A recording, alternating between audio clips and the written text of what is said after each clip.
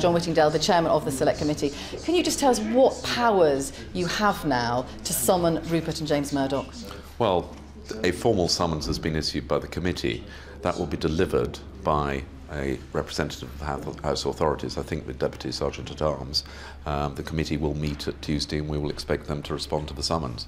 And if they don't respond to that, what then happens? Or are we just in the realms of conjecture at this point? Has it happened before? No, I mean, well, what then happens is, as I understand it, that is a matter which I would report to the House of Commons as a whole, and there would then be a decision taken by the House of Commons as to how to proceed.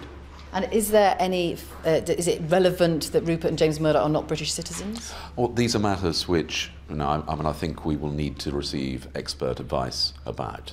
We have served the summons. I hope very much they will respond to them. And why do you think it's so important that they do come before you? Some would say that in previous cases, like cash for honours, for example, Select Committee chairmen decided to abandon their inquiries because there was an ongoing police investigation. You haven't done the same. Well, I think there's a huge public interest here. We have already been told by James Murdoch that the committee has been misled in some of the statements that were made to it during our previous inquiry.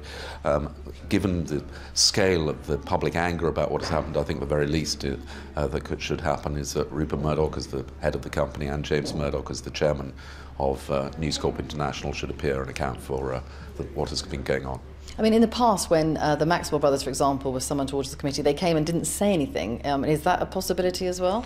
Well, I very much hope that would not be the case. Obviously, it is for them to see it as to how they answer questions. And the timing of all of this summons goes out when exactly? The summons, I hope, is being delivered as we speak.